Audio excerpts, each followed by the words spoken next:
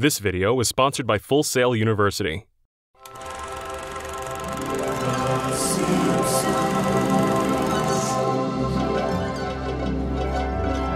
Did you know?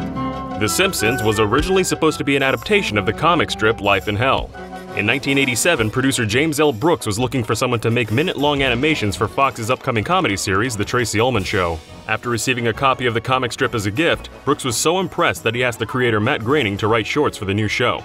The initial plan was to use the Life in Hell characters in the new shorts. However, Groening was concerned about losing the copyright to his own characters. He quickly sketched out some new characters before going to a meeting with James L. Brooks. The producer agreed to the new characters and work on The Simpsons soon began.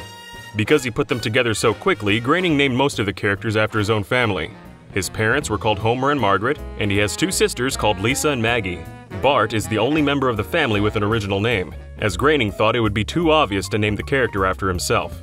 The shorts were also intended to be in black and white, like Groening's comic strips. However, the animators offered to color the cartoon at no extra cost, as they felt that the primitive designs of the characters should be counterbalanced with vibrant colors. Color designer Georgie Palouse suggested giving the characters yellow skin, and Groening approved. There are several reasons for this, such as how Groening disliked the pink shades usually used for animated characters' skin and wanted the show to stand out. One of the series' directors, David Silverman, suggested that yellow was chosen because Bart, Lisa, and Maggie have no hairline. In an interview he said, "With yellow you buy it as hair and skin color. If they were flesh-colored, the hair would be, freak show." For the shorts, Matt Groening would draw a rough storyboard for each episode. Groening was surprised when he first saw the shorts animated, as he assumed the animators would tidy up his drawings. Instead, they copied his drawings and animated from there, giving the initial cartoons a cruder look than the later TV show.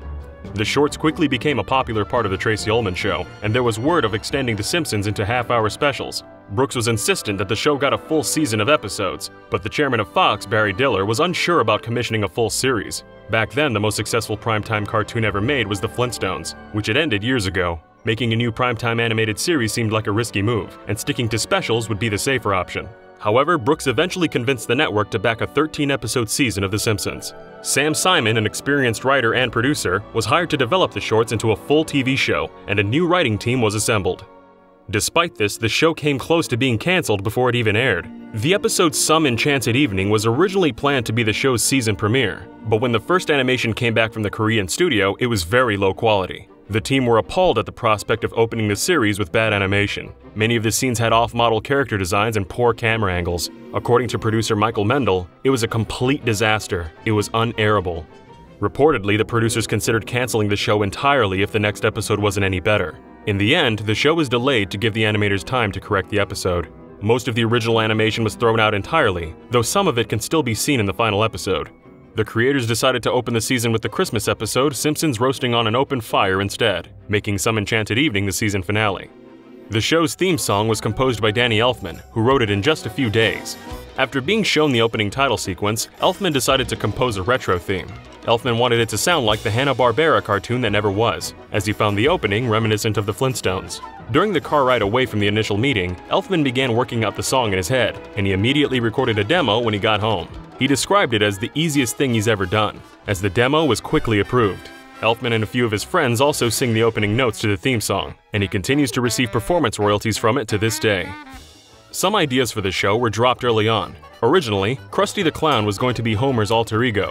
The idea was that Homer would be too ashamed to tell his family about his secret second job. The irony would be that while Bart has no respect for Homer, he idolizes Krusty. Matt Groening also wanted to reveal that Marge Simpson had rabbit ears hidden under her hair. At some point she would let her hair down, revealing them for the first time. The idea was that she would be like the main characters from Life in Hell, who are anthropomorphic rabbits. Though the writers refused to use the idea in the show, some of Marge's character sprites in the Simpsons arcade game show her with rabbit ears under her hair. Some of the show's characters were also inspired by real people. Moe was partly based on the late Louis Red Deutsch, a bartender and former boxer who frequently fell for prank calls. In the 1970s, two men would phone his bar and trick him into calling out fake names like Alcoholic and Ben Dover. If he caught on to the joke, he started swearing at the caller and describing the violent things he would do to them. Over 100 calls were made before the pranksters stopped. Recordings of the calls began to circulate in the 1980s, inspiring Moe and Bart's phone conversations in the show. Mr. Burns' character design was based on former Fox chairman Barry Diller. According to Groening, this was part of an in-joke among the staff. Groening said, "The joke used to be, who's Burns based on? Barry Diller. Who's Smithers based on? Everyone else at Fox." Other characters also got their names from Matt Groening's family. His mother's maiden name was Wiggum, which he gave to the police chief. When Groening named the character, he didn't know that Chief Wiggum would become one of the show's stupidest characters, saying that aspect has nothing to do with the actual Wiggum family. Originally, Ralph and Chief Wiggum were not relatives. It wasn't until the season 4 episode I Love Lisa that the writers decided to make them father and son. They thought the episode would be funnier if Lisa angered the police chief by dumping Ralph.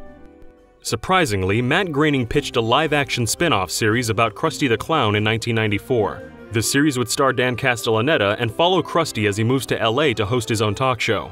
A full pilot script was written for the pitch, including a running gag where Krusty lived in a house on stilts that were constantly being gnawed on by beavers. Somebody pointed out that the gag would be very expensive to put together, and the creators realized that animation would allow them greater freedom than live action. Contract negotiations for the animated version of the spin-off stalled, however, and the project was shelved. Though there are currently no plans to end The Simpsons itself, showrunner Al Jean has revealed the possible way to end the show. Jean said, "I thought it would be cool if in the last episode they're getting ready to go to a Christmas pageant, and they go to the Christmas pageant that opens up the first episode, Simpsons roasting on an open fire, so the entire series is a loop with no end. That would be my way of concluding the run, but nobody's asked me for it yet." Have you ever wanted to get into filmmaking but don't know how? You can change that with Full Sail University. Full Sail have degree courses that teach the entire process of creating a movie.